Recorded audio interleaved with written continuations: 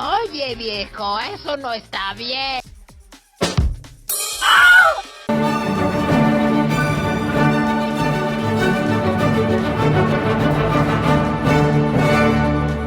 Hola, soy el Capitán F, este es el fondo con libros que me pongo para parecer listo y en este vídeo veremos una peli infantil que acabó calificada para mayores de 18, escotes borrados con CGI y cosas bastante locas. Y es que, ¿sabías que Scooby-Doo nació en medio de una cruzada moral en la televisión de Estados Unidos?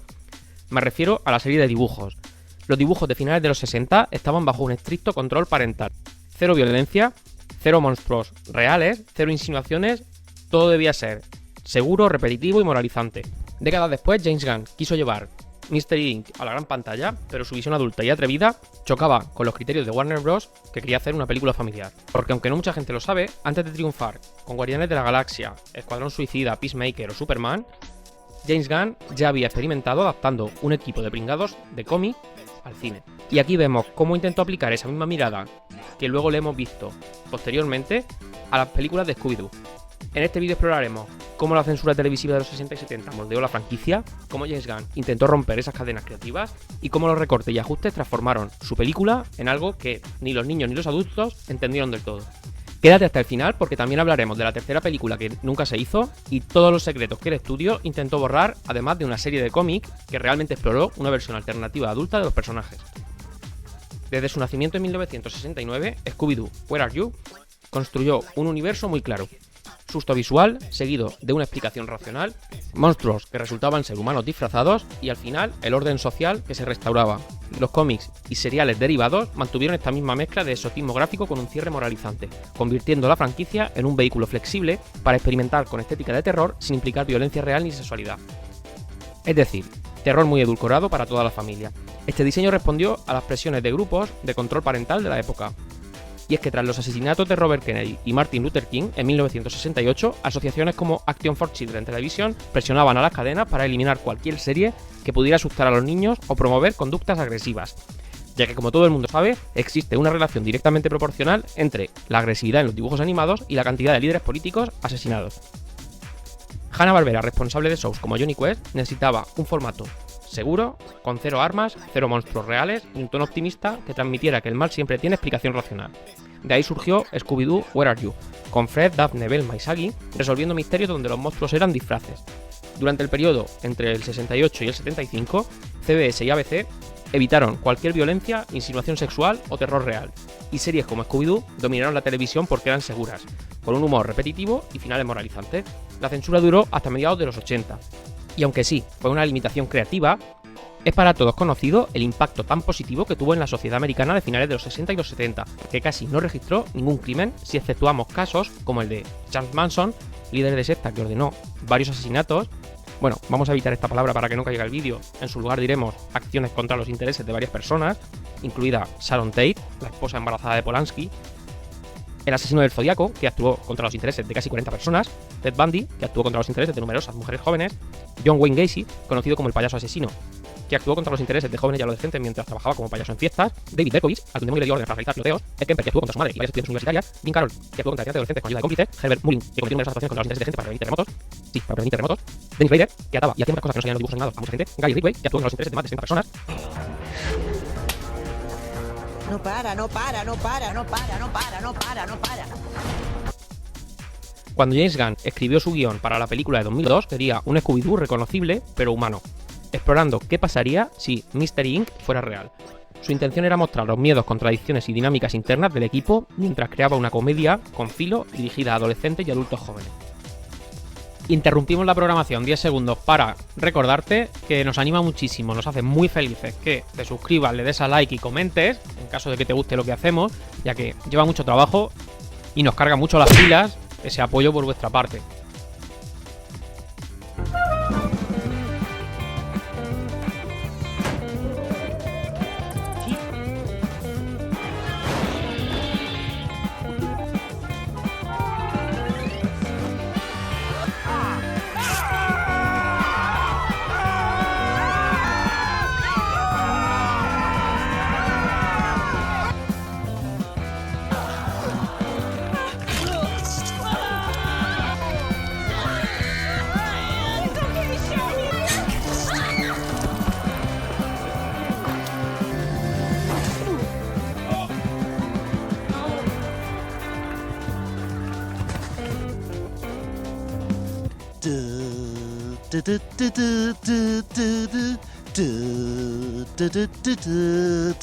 El guión original contenía humor sexual leve y referencias sugerentes, chistes sobre drogas y Shaggy, miradas entre personajes femeninos con un subtexto romántico entre Velma y Daphne, que Gunn planeaba desarrollar como parte de su intención de mostrar a personajes con aristas.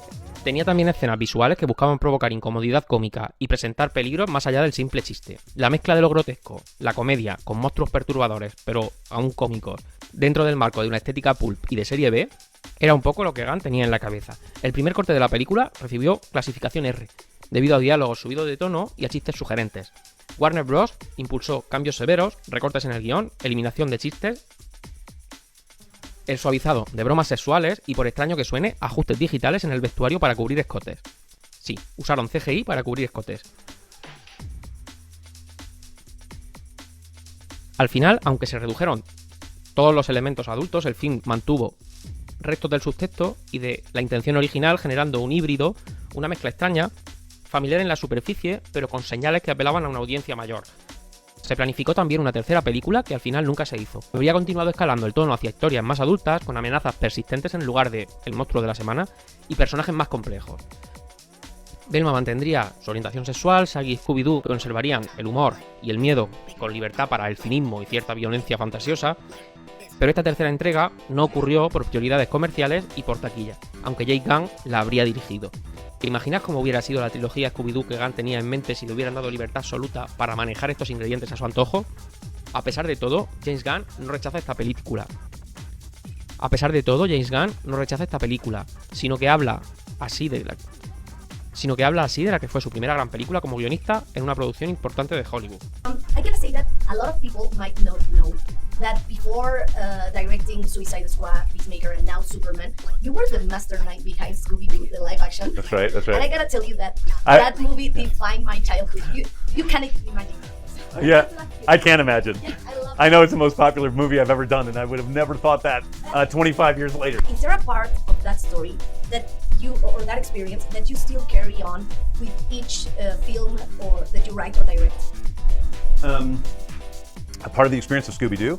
I learned everything on those movies. I mean, those movies were so helpful to me, and I was incredibly embraced by the director Raja Gosnell and the producer Chuck Roven, who took me in, and really, I was there on set every day, dealing with them, and that's very unusual for a writer in Hollywood. I was sent all the, auditions, and gave my 2 cents on who I thought. I mean, I saw Linda Cardellini as Velma. I'm like, we have to hire this girl. She's so good. And they listened to me, and that is a rare thing. And I really attribute mostly that to Chuck Roven, who, really gave me my start. He took me in, and on the second movie, we did that, and he brought me in to watch all the VFX so that I knew how to do VFX. So that by the time I got to Guardians, everybody's like, well, he's only directed movies that are like, 15 million or under. I'm like, yeah, but I've been around effects a long time, so I knew a lot about effects by that time. So yeah, Scooby-Doo was incredibly important, for me. And being able to write a CGI animal, which has obviously been something that's a part of, Guardians, Peacemaker, and Superman. It was really a great learning experience for me. I'm super excited to see everything that you. Esto, por ejemplo, es de la promoción de una de sus pelis más recientes, de Superman.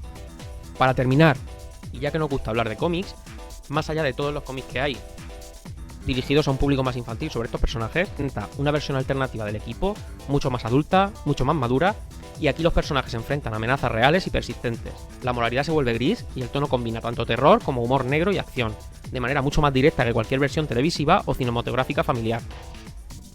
Esta reinterpretación demuestra cómo el universo de Scooby puede crecer más allá del público infantil, ofreciendo tramas densas, personajes con profundidad emocional y conflictos internos. Quién sabe si en algún momento veremos algo similar a lo que Gunn tenía en mente, pero de lo que no hay duda es de que este grupo tan peculiar, dentro del rollo pulp loco y de la serie B, tiene potencial para explorar historias de todo tipo. Deja tu opinión en comentarios, gracias por estar ahí y no dejéis de disfrutar de la lectura. ¡Chao!